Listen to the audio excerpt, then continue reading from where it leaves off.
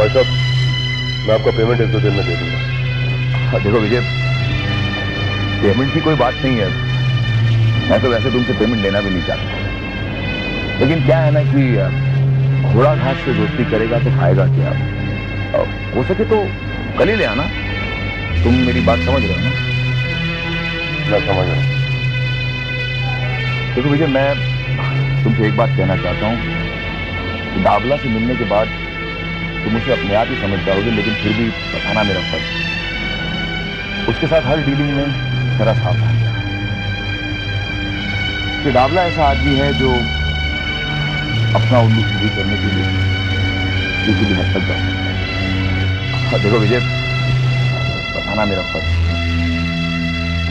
उसके साथ जो कुछ भी करना सोच समझ के।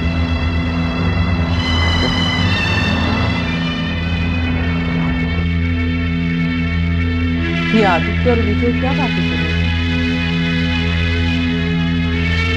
जरा ख्याल रखना। कहीं ऐसा तो नहीं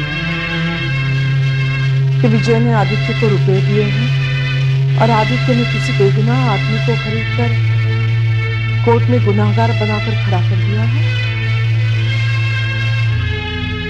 मुझे ठीक कह रहा है।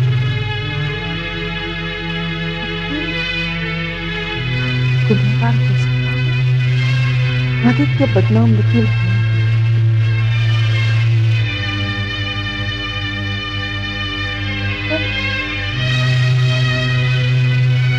विजय ने जिस कॉन्फिडेंस से शकील को छुड़वाने का वादा किया था मुझसे, उससे तो लगता है कि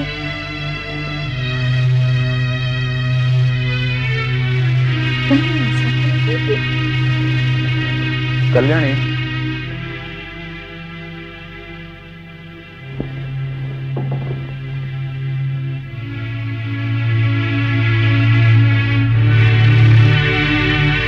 क्या बात है कल्याणी?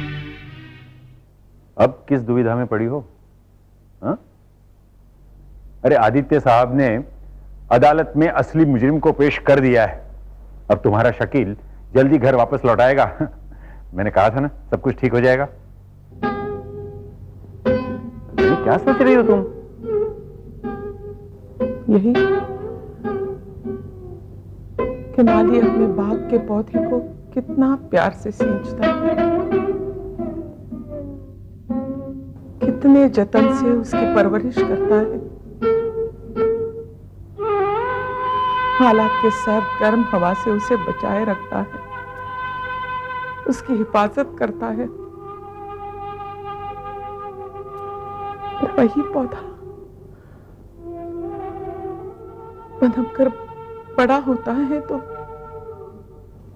कहीं सटने गलने लगता है।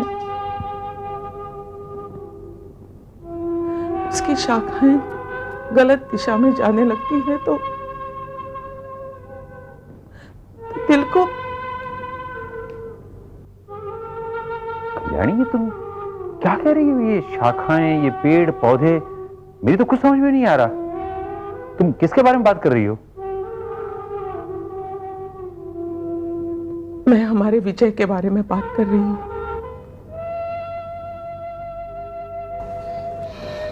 पता नहीं क्यों मुझे लगता है वो कहीं भटक गया है,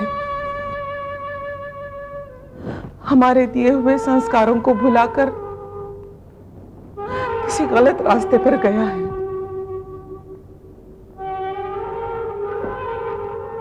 तुम क्या कहते? विजय बहुत ही होनहार लड़का है कल्याणी। अरे बिजनेस में कितना इंटरेस्ट ले रहा है आजकल मैं जानता हूं। उसने ओवरसीज डील खुद अपने दम पर फाइनल किया भाई। He is a very brilliant boy, very talented. उसका फ्यूचर भी बहुत अच्छा है। डोंट वरी, सब ठीक हो जाएगा।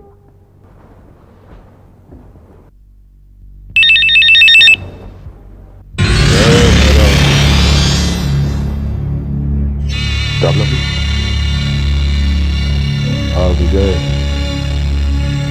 मेरा आदमी ब्रिज के अंदर चला गया।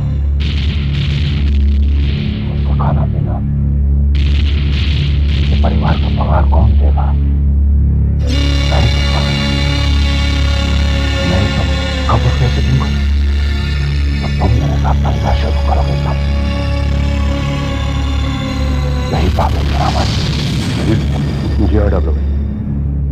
आवाज इतनी ठंडी क्यों है? तुम्हें तो खुश होना चाहिए कि हमने तुम्हारा काम कर दिया। अब मैं चल जाता हूँ।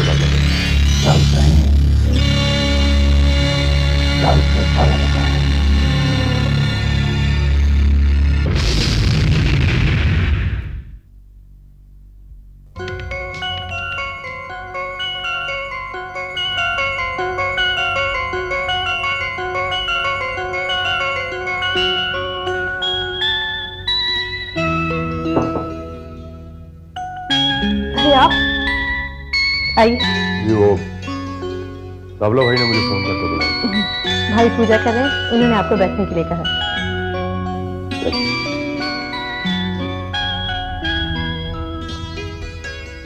आपके घर में कौन कौन है?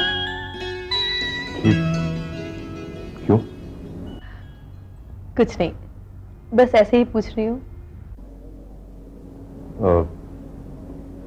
माँ है, बाबूजी है, बड़ा भाई है, भाभी है, उनकी बच्ची है, एक छोटा भाई और एक छोटी बहन। लेकिन आप ये क्यों पूछ रही हैं?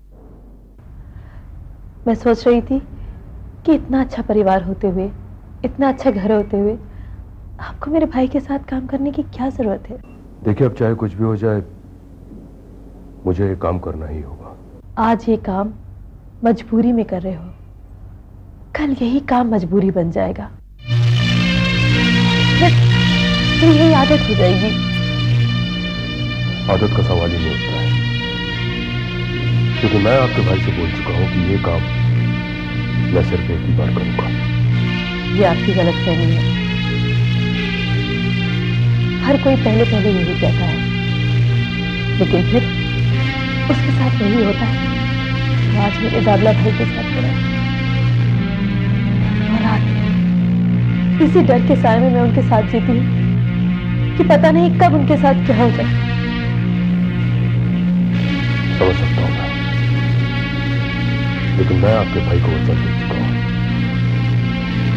और मेरी मां ने हमेशा मुझे एक बात सिखाई है कि कभी भी वचन लेके पीछे नहीं हटना। जिसे आप वचन का नाम दे रहे हैं, वो आपका स्वार्थ है, मतलब है। और कोई भी काम मतलब। देखिए, चाहे कुछ भी हो, आप इसे चाहे कुछ भी करें, लेकिन मुझे ये काम करना ही होगा। तो मौत को गले लगाने का फैसला आपने कर लिया है। खैर, आपकी मर्जी। लेकिन आपसे अब भी मैं यही बात कहूंगी कि आप मेरे भाई के जान में मत फंसिए। एक मजबूरी से छुटकारा पाने के लिए अपने सामने मजबूरियों को जरूर मत लगाइए। दावला भाई और कितनी देर में? बस आते ही हैं, मैं आपके लिए चाय लेकर आती हूँ।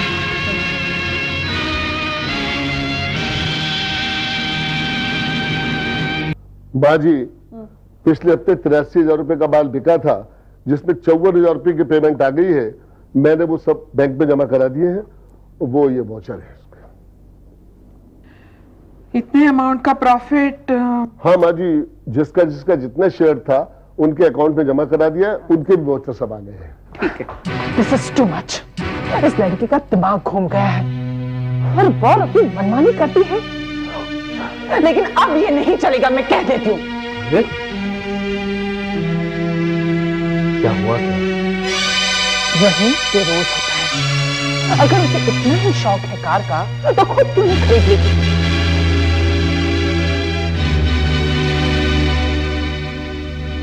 किसकी बात कर रही हो? तुम्हारी लाडली बहन की बात कर रही हो। आज भी वो मुझे बिना पूछे मेरी कार लेकर चली गई। भाई लौट आई वो? लौटते है कि नहीं, पर वो गई थी मेरी कार लेकर। वो कार सब तुम्हारी है? ऑफ कोर्स, वो कार सिर्फ मेरी है, क्योंकि मुझे डैडी ने वो प्रेजेंट दी है। तुम्हारी औकात खिलौने वाली कार खरीदने इतनी भी नहीं है। देखो देखो, मैं कह देती हूँ, तुम सबने श्वेता को बहुत सर पे चढ़ा रखा है, लेकिन इसके बाद अगर उसने मेरी कार को छुआ ना, तो मैं उसके हाथ तोड़ दूंगी। बहू रानी, छोटी सी बात का बतंगड़ नहीं बनाती। तो बीच में बोलने वाले को क्या कहते तुम्हें मालूम है ना? हिम्मत कैसे हुई हम दोनों के बीच बोलने की? तुम मुझे बताओगे मुझे किस वक्त क्या बात करनी चाहिए? बहू, जयराम जी सिर्फ कल्याणी सदन के ही नहीं, इस घर के भी मेंबर हैं। कल्पना, चिल्लाओ मत।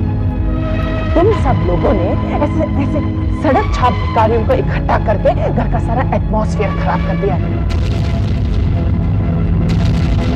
हमारे घर में ऐसे सड़क छाप लोग घर के अंदर आना तो दूर, आंख उठाकर बात करने की हिम्मत तक नहीं करते। अपनी बदतमीजी बंद कर दो कल्पना और माफी मांगो जयराम जी से। What? मैं जयराम से माफी मांगू? राकेश नाथ इनामदार की बेटी इससे माफी मांगेगी? My foot! नहीं भैया, नहीं नहीं, गलती तो मेरी थी, मुझे बोलना ही नहीं चाहिए था। अरे माफी तो मुझे मांगनी चाहिए थी। बहू रानी, अगर हो सके तो मुझे माफ कर दो। मैंने तो अपने समझ कर, अब ऐसी भूल नहीं हुई। माँ जी मैं सदन था।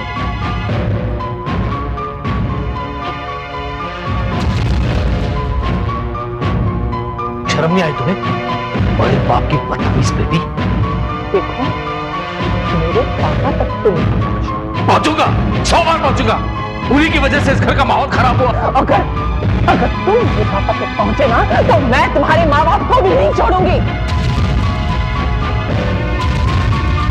अगर और भी कुछ बचा हो तो वो भी बोलकर अपने मन की भड़ास निकाल दो। लेकिन तुम जो भी कर रही हो अच्छा नहीं कर रही। मैं अपना भला बुरा आपसे बेहतर जानती हूँ। अब मैं यहाँ एक पल भी नहीं रुकने वाली। Go to hell! बहू, नहीं माँ, उसे रोकने का कोई फायदा नहीं है। जब दिमाग ठिकाने आ जाएगा ना खुद ब खुद चली आएगी। ये तो उसका रोज का तमाशा है, रोज का। तमाशा तुम भी कुछ कम नहीं करते बेटे। बात तुम्हारी और कल्पना की हो रही थी, उसके पापा को बीच में लाने की क्या जरूरत थी? माँ, ये उन्होंने ही सिखाया हुआ है। ताली एक हाथ से नहीं बचती अजय, कितनी भी बड़ी बात हुई हो तुम्हें अपनी सीमा नहीं लांघनी चाहिए थी।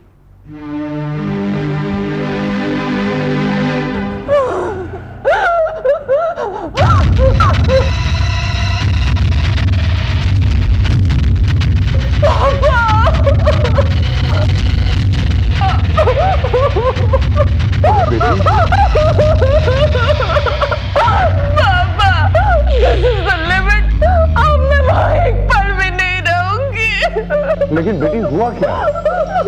पापा, आज जो घटिया ड्रामा उन्होंने मेरे साथ किया वो आप सुनोगे तो। बेटी मुझे पूरी बात बताओ, क्या हुआ? पापा, मुझे बिना बताए, मुझे बिना पूछे श्वेता मेरी गाड़ी लेके गई। वही गाड़ी जो आपने मुझे गिफ्ट दी थी। और जब मैंने जाके बाहर अजय को इस बारे में बताया तो उल्टा उन्होंने उसी की तरफदारी की। क्या हुआ बेटी? फिर क्या हुआ बेटी? क्या पापा, बात यहीं तक आकर रह जाती तो भी ठीक था। लेकिन उन्होंने सदन के एक मामूली नौकर जयराम, उसके सामने मेरी बेइज्जती की। पर जयराम के सामने उन्होंने तुम्हारी बेइज्जती क्यों? मुझे नीचा दिखाने के लिए, ये बताने के लिए, ये जाहिर करने के लिए कि मैं उस घर की बड़ी बहू होने के बावजूद मेरी कोई इज्जत नहीं है। बेटी वो लोग बहुत ओवर होते चले गए। पापा मैं किसके साथ क्या क्या कहूँ मुझे कुछ समझ में नहीं आ रहा है।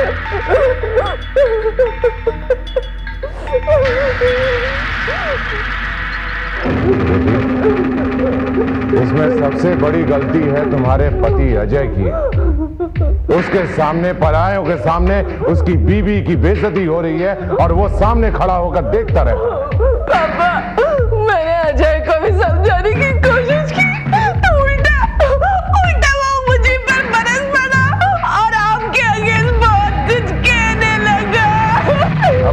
का दुलारा है, इसलिए बेहद आदर्शवादी और संस्कारी है। अरे भाड़ में जाएं ऐसे आदर्शवाद और संस्कार जो अपने घर संसार में आग लगा दें। पापा, पापा हेल्प मी ना, प्लीज हेल्प मी।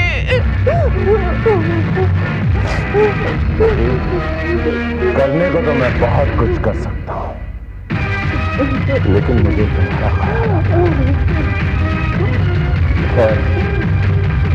मैं एक बार और बलराज से बात करता हूं। अगर फिर भी उसने अपना रवैया नहीं बदला तो मैं वही करूंगा जो मुझे बहुत पहले करना चाहिए।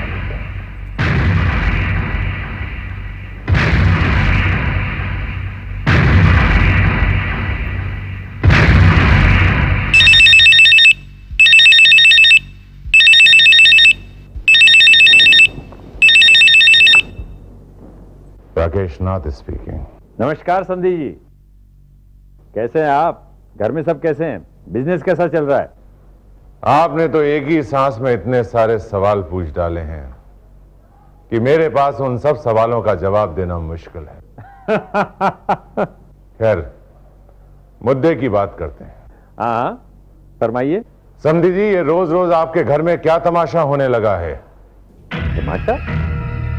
मैं कुछ समझा नहीं। ये आए दिन आप मेरी बेटी के साथ कैसा सलूक करने लगे? देखिए राकेश नाथ जी, आपकी बेटी हमारी बहू जरूर है, लेकिन हम उसे अपनी बेटी से कम प्यार नहीं करते। हमारी इज्जत। गलत, बिल्कुल गलत। अगर आपने उसे अपने घर की इज्जत समझा तो घर का कोई भी मेंबर अपने परायों के सामने उसकी बेइज्जती नहीं करता। राकेश नाथ जी, आपको कुछ गलतफहमी हुई है। देखिए चौधरी साहब, आप मुझे झुठलाइएगा नहीं, मैं सच कह रहा हूं। और तो और आपका बेटा भी अपनी पत्नी को। देखिए राकेश नाथ जी, अजय और कल्पना की किस बात को लेकर आप ये सब मुझे कह रहे हैं मुझे पता नहीं है, बट आई एम श्योर कि गलती आपके बेटे की नहीं, मेरी बेटी की भी है। चौधरी साहब, मेरे बेटे के प्रति अपना नजरिया बदलिए, उसे इस तरह परेशान मत कीजिए। अब मैं आपको किस तरीके से समझाऊं? सिर्फ अजय ही नहीं बल्कि हम भी। तो क्या कल्पना झूठ बोल रही है? उसे अपने घर, अपने पति से कोई लगाव नहीं है। वो खामखा परेशान होकर आप लोगों की शिकायत करने मेरे पास चली आती है। कल्पना को हमसे या अजय से क्या शिकायत है ये तो मैं नहीं जानता, लेकिन इतना मैं जरूर जानता हूं कि अगर कल्पना सही है तो अजय भी गलत नहीं हो सकता। बस चौधरी साहब, बस यही बात मैं आपके मुंह से सुनना चाहता हूं कि किसी भी सूरत में आप अपने बेटे की गलती मानने को तैयार नहीं। मैंने ऐसा तो नहीं कहा। पर मतलब वही है चौधरी साहब। अब आखिरी बात मेरी जरा ध्यान से कि आइंदा मेरी बेटी की जुबान पर आप लोगों की कोई शिकायत नहीं। आपके घर के किसी भी मेंबर की वजह से मेरी बेटी की आंख में आंसू नहीं आना चाहिए, चाहे वो अजय